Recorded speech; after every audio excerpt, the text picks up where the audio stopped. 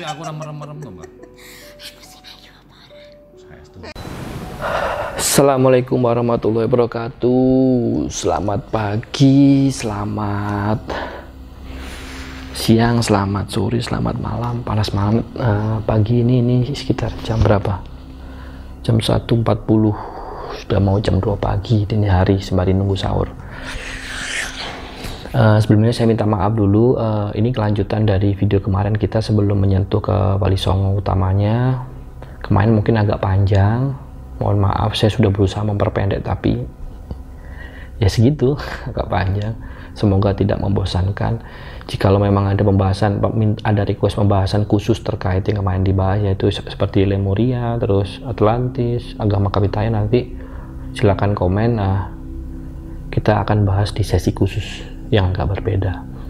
Oke, saat ini sekarang kita akan membahas, sesuai janji saya, ada pengaruh dari bangsa mana aja sih Islam masuk ke Nusantara. Mohon maaf, Nusantara.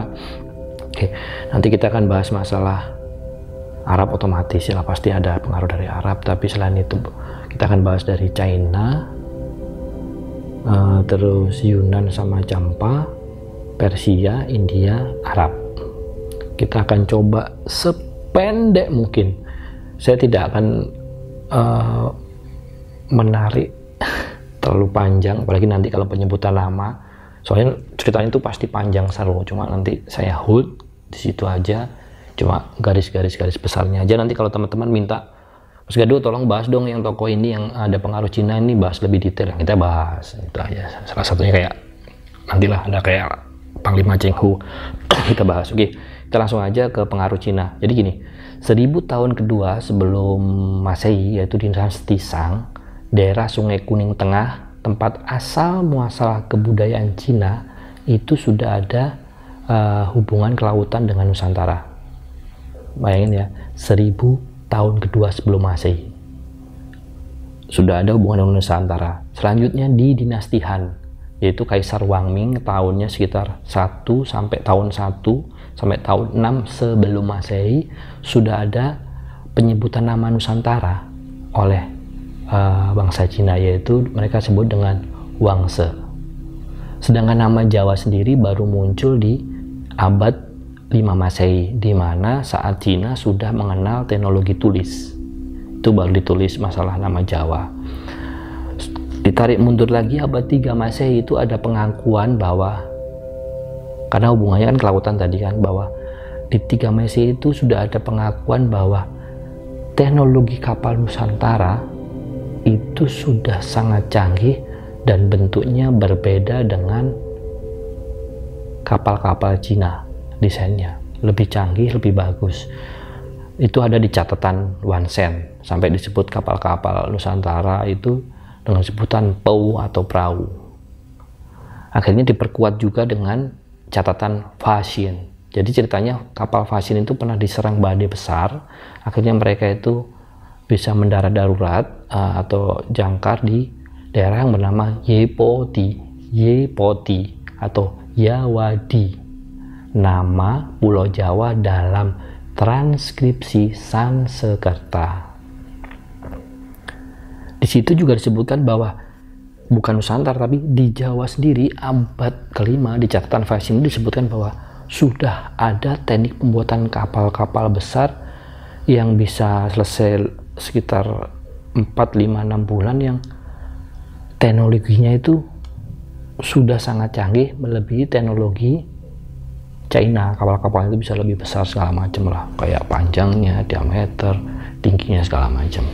Dan yang unik lagi justrunya bahwa justru melalui perhubungan laut yang melalui Nusantara itulah agama Buddhisme itu dari Nusantara ikut intervensi masuk ke China yang saat itu agamanya masih Konghucu kalau nggak salah.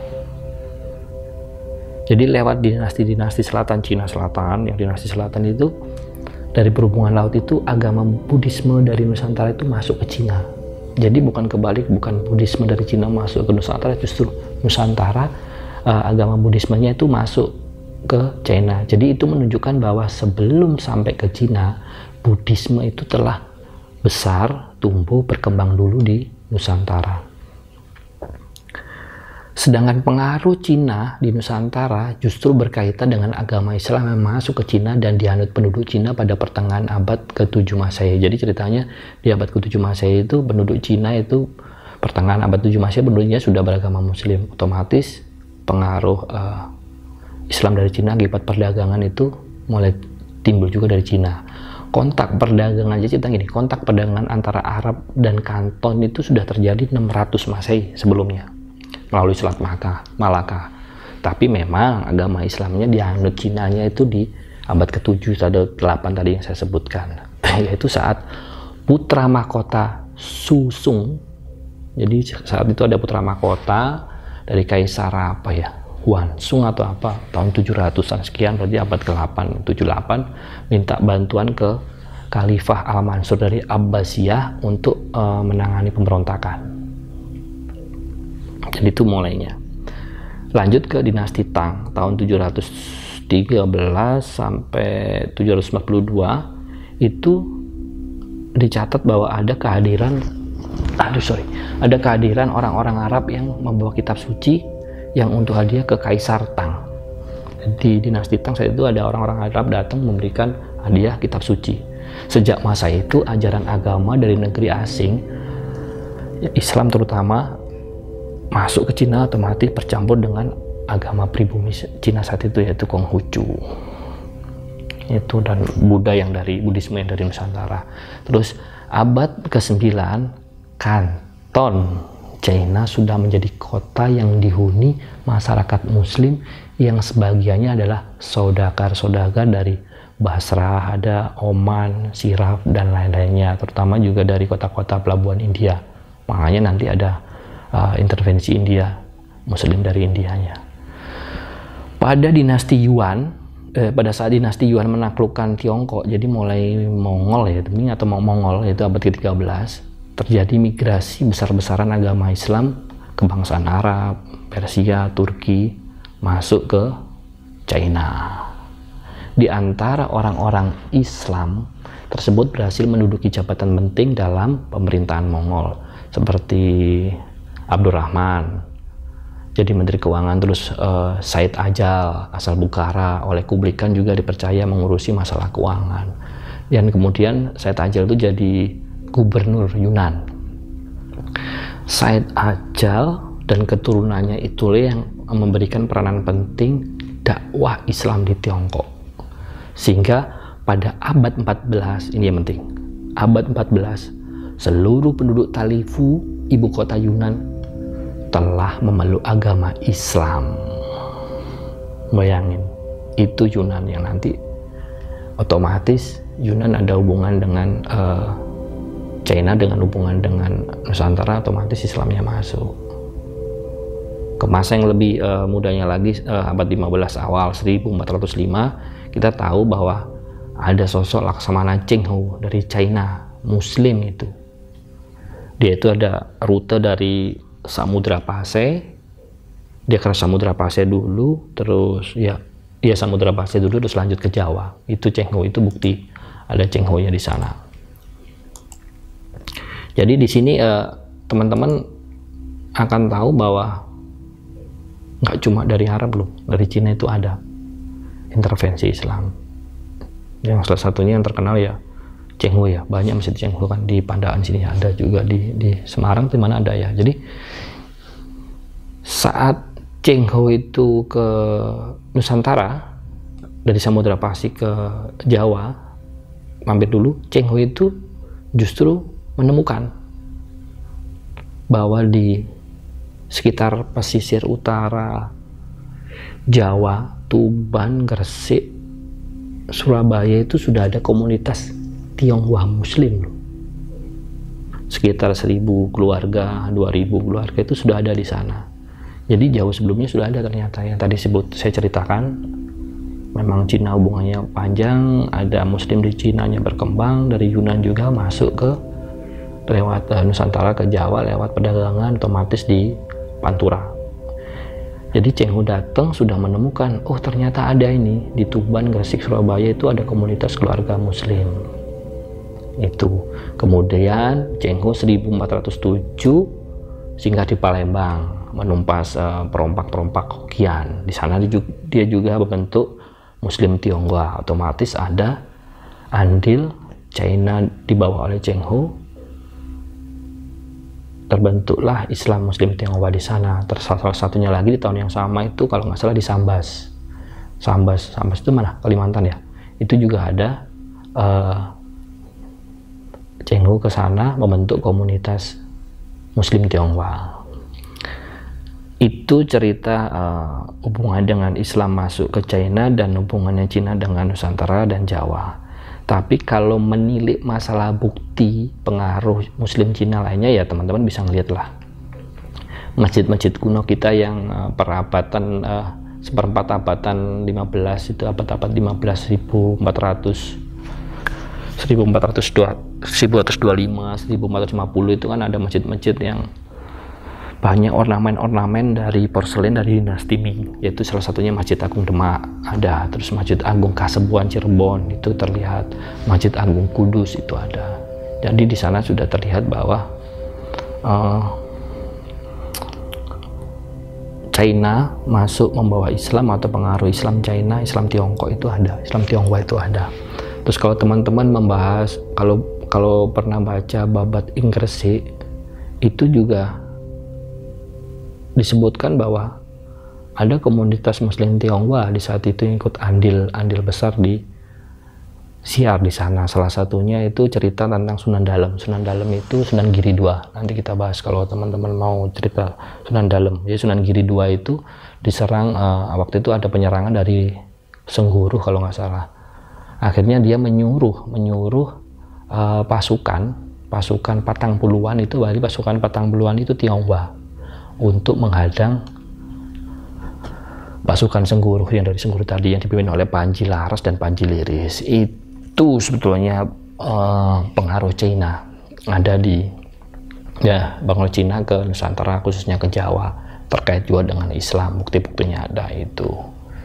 Selanjutnya kita akan membahas masalah pengaruh dari Yunan dan Champa. Pengaruh Yunan dan Champa. Oke, pertama Yunan. Otomatis tadi kan Yunan sudah pernah gubernur Yunan akhirnya mengislamkan, abad ke-14 semuanya sudah jadi muslim. Akhirnya otomatis Yunan juga China sudah ada hubungan dengan dagang dengan Nusantara, khususnya Jawa, otomatis ya pengaruhnya ada. Kenapa saya bilang hubungannya itu sudah ada? Karena kalau kita melihat ke 1000 tahun sebelum Masehi, pengaruh Yunan, otomatis sebelum Yunan juga masuk Islam itu sudah ada pengaruh Yunan masuk ke Nusantara, yaitu masa-masa 1000 sebelum Masehi itu masa perunggu, masa besi. Kenapa? Kalau kita melihat, ini sedikit agak melenceng, melihat temuan arkeolog itu di Jawa, Sumatera, Semenanjung Malaya, Bali, Sumbawa, Indonesia Timur itu ada temuan berupa kendang atau nekara namanya. Jadi di situ itu menunjukkan memang pengaruh dari Yunan sudah ada. Sedangkan memang kita mengakui bahwa wilayah Yunan kan kalau kita lihat di membentang dari Cina Selatan itu dihuni berbagai bangsa juga di sana. Oke, itu masalah Yunan. Balik lagi bicara dengan Yunan, kita akan larinya ke Champa. Yunan sendiri itu sebetulnya kan luas dulu. Itu dihuni oleh bangsa-bangsa Vietnam, Siam, Khmer, Mon, Champa. Nah itu. Jadi yang terakhir kita bahas Champanya, itu persinggungan antara orang-orang Islam dengan orang-orang Champa itu sudah terbukti terjadi pada abad ke-10 Masehi, yaitu Raja Champa Indrawarman III pernah mengirimkan duta beragama Islam bernama Abu Hasan menghadap Kaisar Cina. Jadi apa? Saat itu Champa sudah Muslim, sudah ada utusan Muslim. 1275 abad ke-13 juga ada orang asal Turkistan yang ada di Champa itu datang, yang akhirnya mempengaruhi Islam di Champa. Itu dia menyebabkan Champa itu apa ya? Saya bilang Islamnya itu sudah lebih solid, lebih banyak, lebih berkembang dan lebih menyebar lah, diterima dibandingkan di negara-negara atau daerah-daerah bagian Yunan yang lain. Campa otomatis Campa sudah muslim, akhirnya hubungan yang sudah terjalin lama antara Yunan, salah satunya kerajaan Campa itu dengan kerajaan Nusantara, selain dagangan akhirnya ya mengimbas ada perkembangan Islam yang dibawa dari Campa. Kenapa?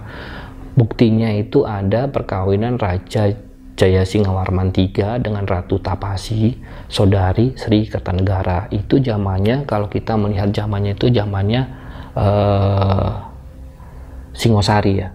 Singosari itu sudah ada perkawinan dan berlanjut sampai zaman Majapahit, yaitu Putri Campa, pernikahan Sri Kertawijaya dengan Putri Campa yang bernama Darawati yang beragama Islam. Nanti ada ceritanya, nanti turun masalah Raden Patah itu Campa. Terus 1446 abad 15 juga, 1446 1471 itu penduduk Campa, ceritanya itu ada ini yang penting, ini migrasi besar-besaran dari penduduk Campa ke Nusantara.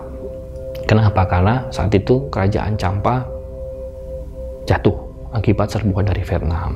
Nanti kita kalau ada sesi khusus bahas Campa itu seru sekali, karena saya juga pernah ke sana, saya pernah ketemu bekas keturunan orang-orang Campa asli sana, muslim sana. Saya sempat ke Vietnam, ke Kamboja, di sana ada, dari Kamboja itu sekitar 4-6 jam lah itu ada. Itu seru itu, nanti ngaco nanti adalah ceritanya tentang itu kita bahas. Jadi memang kalau dari migrasi besar-besaran Campa gara-gara diserang oleh Vietnam itu banyak faktanya, tidak perlu bingung, teman-teman bisa lihat dari Babat Tanah Jawa ada, Babat Ngampel Dento ada, Purwaka Caruban Nagari ada, Selat Kondo ada. Di situ semuanya sudah menceritakan masalah migrasi besar-besaran Campa muslim ke Nusantara. Akibat itulah yang akhirnya mengakibatkan proses Islam di Indonesia itu ada andil besar dari Campa, terutama ulama-ulama sebelum Wali Songo. Jadi kita kan tahunya Wali Songo aja itu ada, jadi sebelum Wali Songo pun ada ya, salah satunya Wali Songo Sunan Ampel itu ada di Sunan Ampel, itu ada keturunan Campa. Syekh Kuro Kerawang itu Campa. Syekh Ibrahim As-Samarkandi Tuban itu Campa. Ya akhirnya murid mereka, keturunan mereka melanjutkan terkenal sebagai wali-wali, ada salah satunya di Wali Songo. Itu terkait pengaruh bangsa Yunan Campa Islam ke Nusantara. Selanjutnya kita akan lanjut ke India, Persia dulu, India, kemudian Arab. Oke, sekarang kita bahas pengaruh India dan Persia ke Nusantara. Oke, sebelumnya kita pasti tahu bahwa pengaruh India di Asia Tenggara menurut perkiraan sejarawan itu pernah sedikitnya sejak abad 3 sebelum Masehi itu sudah ada bukti ditemukannya sastra berbahasa Sanskerta dan berbahasa Tamil di wilayah Asia Tenggara termasuk Nusantara. Sedangkan di kalender Nusantara yang menggunakan kalender Saka tahun 78 Masehi menunjukkan juga ada bukti bahwa fakta terjadi hubungan antara penduduk Nusantara dengan penduduk India itu sudah terjadi jauh sebelum penggunaan kalender itu sebetulnya. Terkait dengan arkeolog sudah terlihat juga bahwa ada hubungan India dengan Asia Tenggara yang terjadi antara tahun 200 sampai 500 Masehi. Pengaruh India yang bermulai dari perdagangan itu belakangan membawa pula pengaruh agama dan kebudayaan, otomatis itulah. Pertama, otomatis yang dari India yang pasti itu ya pengaruh kehadiran pendeta-pendeta Hindu, biku-biku Buddha yang ikut bermigrasi. Juga ada lain keluarga-keluarga penguasa India yang datang ke Nusantara pada waktu itu akibat kalah ya perebutan kekuasaan atau tahta lah. Selama abad ke-5 hingga abad ke-15 Masehi, pengaruh Hinduisme, Buddhisme, dari India itu sangat kuat lagi, sangat menguat, mempengaruhi aspek kehidupan masyarakat Nusantara. Itu pengaruh India, hubungan India ke kebudayaan India ke Nusantara. Terkait dengan Islam, otomatis begini, ketika atau saat Islam berkembang di India, yang pada awalnya itu dibawalah golongan Alawiyin yang lari dari kejaran pengusaha dinasti Umayyah dan Abbasiyah, pengaruh tradisi pemikiran Alawiyin yang dianut orang-orang Persia, peradaban Persia itu otomatis ikut terbawa di India. Itulah sebabnya saya gabung antara India, pengaruh India dan Persia terkait Muslim, pergerakan Islam ke Nusantara. Jadi otomatis saat perdagangan, tadi kan sudah ada hubungan jauh dengan India, otomatis ada perdagangan saat India sudah ada Muslimnya, perdagangan antara India Muslim yang terpengaruh tradisi pemikiran Persia ikut masuklah ke Indonesia, ikut menyebar pula pengaruh Islam India Persia. India yang sudah terkontaminasi dengan Persia yang akhirnya mix, masuklah pengaruh ke Nusantara. Pengaruh Persia yang paling gampang kita lihat itu adalah konsep atau sistem pengajaran Islam yang teman-teman sering melihat masalah harokat, yang harokat kan yang fatkah, kasor, domah itu pengaruh dari Persia. Sedangkan untuk sastra sendiri di Islam Nusantara, sastra Persia dan India itu terlihat munculnya karya-karya banyak, kayak hikayat-hikayat, banyak hikayat-hikayat sebetulnya, kayak hikayat Amir Hamzah, Bulan Terbelah, hikayat wafatnya Nabi wafat, hikayat yang Nabi mengajar Ali bin Abi Thalib itu, dan masih banyak lagi lah sastra itu terkait dengan pengaruh Persia India, penyebaran Islam ke Nusantara. Pengaruh India Persia sudah, sekarang kita pengaruh Arab otomatis lah. Kalau masalah pengaruh Arab itu sudah tidak bisa disangsikan kan, karena selain India dan Persia, pengaruh Islam dari Arab masuk ke Nusantara itu sudah pasti, terutama ya balik lagi ke jalur perdagangan. Sebab apa? Sejak masa pra-Islam, pelaut-pelaut Nusantara itu sudah berlayar sampai ke Arab dan sebaliknya. Kayak contohnya dagang atau perniagaan cengkeh Nusantara itu tahun 70 Masehi sudah sampai Roma lewat Iskandaria. Jadi sudah ada bentuk hubungan dagang, otomatis ya efeknya ada campur imbas pengaruh Islam masuk dari proses dagang itu ada. Dan yang paling penting sebetulnya kalau teman-teman sadari itu, zaman Kalingga Ratu Sima itu kan ada saudagar Arab yang tinggal di negeri Kalingga di Jawa. Tahun situ berarti sudah ada, berarti dari dinasti bangsa Kalingga sana itu sudah ada saudagar Arab yang tinggal di Jawa. Jadi itulah sebabnya Arab ikut serta dan otomatis berperan besar juga dalam perkembangan Islam di Nusantara. Itu tadi kita sudah bahas pengaruh-pengaruh negaranya. Mohon maaf saya singkat sekali, karena kalau membahas lebih detail sebetulnya panjang banget. Otomatis yang kayak China sendiri kita akan bahas prasasti yang tidak terkait Islam maupun yang Islam itu banyak, akan panjang. Atau otomatis apalagi yang terkait yang paling panjang itu India sih, India dan Persia itu. Karena kalau India kita membahas masalah pengaruh Hindu Buddha sendiri kan, peninggalan candi segala macam, aduh panjang sekali itu, prasasti segala macam sangat panjang. Cuma kita fokus aja ke Muslimnya. Itu tadi sudah, sekarang jam 2.38, bentar lagi mau sahur lagi lah. Semoga besok mau waktu sahur saya bisa melanjutkan lagi video ini. Besok saya coba juga perpadat lagi, mungkin besok sedikit sekali menyinggung tokoh-tokoh ulama besar sebelum Wali Songo atau Prawali Songo, termasuk makam-makam Muslim tua lah, petilasan Islam tua sebelum Wali Songo, dan dicampur dengan kerajaan kerajaan Islam tertua di Jawa siapa sih? Mungkin saya campur ke situ sedikit kalau waktu memungkinkan, saya padatkan. Itu selesai baru kita nanti menginjak ke Wali Songo. Jadi 2 seri lagi insya Allah sudah masuk ke Wali Songo, ke tokoh-tokohnya. Itu saja, terima kasih. Silakan sahur bagi yang mau sahur, jangan sampai ketiduran. Terima kasih, tetap dukung Lapondelo, jangan lupa subscribe kalau yang belum, tolong dibantu di share. Kalau ada pertanyaan dan minta dibahas lebih detail tentang apa terkait ini, komen saja, nanti kita akan usahakan, bukan kita, saya akan usahakan untuk bahas lebih detail lagi. Mohon maaf itu seadanya karena masih terkait PSBB, saya juga hanya bisa menyajikan seperti ini. Semoga saya tetap bisa setia menemani berkarya buat teman-teman Konjen Delok semuanya. Terima kasih semuanya. Wassalamualaikum warahmatullahi wabarakatuh. Semangat.